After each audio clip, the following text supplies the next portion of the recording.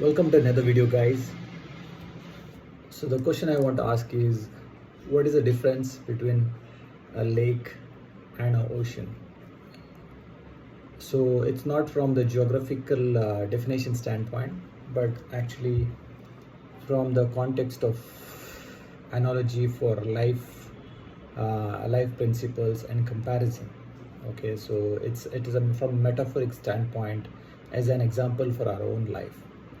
So the topic for today's video I came across when just a couple of months back, one of my good business partner just gave me an advice saying that, Charles, I think the effort what you put or the nature of your operating in the business is not consistent like a lake, but always and ups and downs, guys, always an ups and downs. So either I'm too intensely doing work for 2 weeks and then lower my intensity much lower. Another 1 week or 2 weeks I'm operating in a low phase of working. So he made this observation and he was telling me, you're not like me where I'm consistent. If I take 2 steps every day, I take 2 steps. I don't have an intense burst of task which I do 10 tasks a day and then next day I don't do any task at all. And at the same time I don't do zero task also. So I am doing consistently, my mood is always consistent, and that's what he claimed, which I don't want to debate right now because that's not the idea. But the idea is to give a comparison, or at least a metaphorical comparison of a lake and an ocean, because this thought came to my mind and I thought I should make a video out of it because it's such a beautiful comparison. The magnificence of an ocean, seeing its how it rises ups and downs, different high tides, low tides at different phases in a month, and what it does, what is its importance in terms of adding value to what it sustains as life form, or it propagates human civilization by carrying so much of workloads of ships and the cargoes and moving logistics across ocean, millions and billions of tons every month across countries and continents, propagates the ships to new lands, avenues as a trade. At the same time, a lake is not functional as such for a human beings. Maybe in cities, actually, it acts as a waterbed, increasing the water table of a city, which is a lot more less these days compared to many years ago, because it's losing its significance and importance in the cities because of the lack of real estate space. So what I'm trying to say is, we quite often compare ourselves, if you are a lake, to an ocean, and if you're ocean, sometimes even to a lake, right? So what if you see a lake, if you sit around a lake, you see it is not having any high tide, low tide. It is always calm, serene, unless somebody throws a stone in the lake, you can see a little bit of tiny waves of ripples, right? At the same time, it supports very tiny ecology of small fishes, tadpoles, maybe some of the settlements at the bottom in terms of fungus, algae, green moss there, right? And also maybe it increases in the summers, it helps in summers. So this is a functionality of a lake and it has its place. At the same time, oceans, as I said, it has a mighty significance. But when you want to compare, imagine you are a person, as a mental health person who had challenges with mental health. When you have in a month very highs we operate, and then very lows you have anxieties, panic attacks, and insomnia and all those things, guys, right? So you try to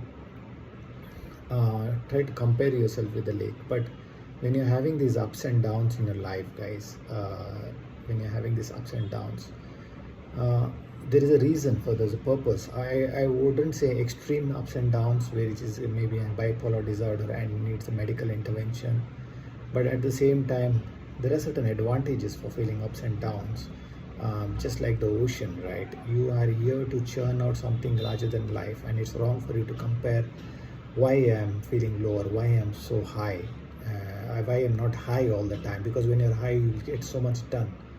But at the same time, when you're feeling low, you question yourself and you feel guilt ridden and you're not able to finish the task what you set out to do in a day or a month.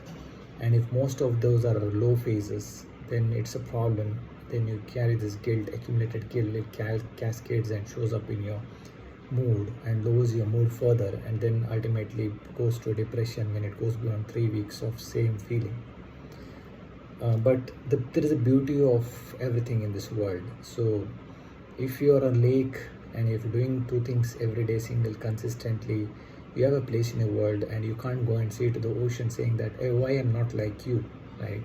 It absolutely wrong comparison, because you have your role to play to feed the cities. At the same time, if you're an ocean and if you are feeling the low tide most of the day and only high tide during a full moon, ocean can't come and say, hey, I only need high tide all the time. I have a role to play. I need high tide all the time. I need to move the ships all the time. I feel good when it's high tide. I feel I can throw a lot of garbage to the shore, what people has thrown at me, that way I can feel powerful. So no, the ocean also has its low tide. Okay, so individual roles have to be that way, guys. We have to complement each other than comparing each other. We have to identify our values, our roles to play in this world, and not to carried away and build our own fatigue by trying to be somebody else, especially when you're having a mental health issues.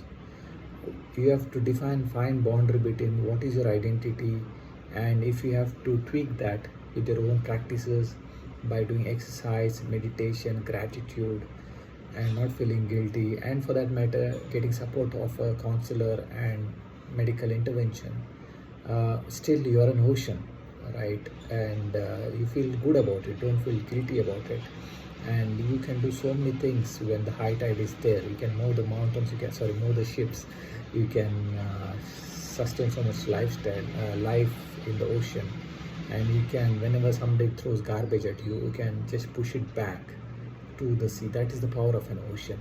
So if you're suffering from any of the challenges right now, never ever compare yourself. Don't feel guilty about not accomplishing task and then go deep sinking into a rabbit hole of continuous guilt build up and then aggravate your depression. Rather think that you're an ocean and you're here for a larger purpose.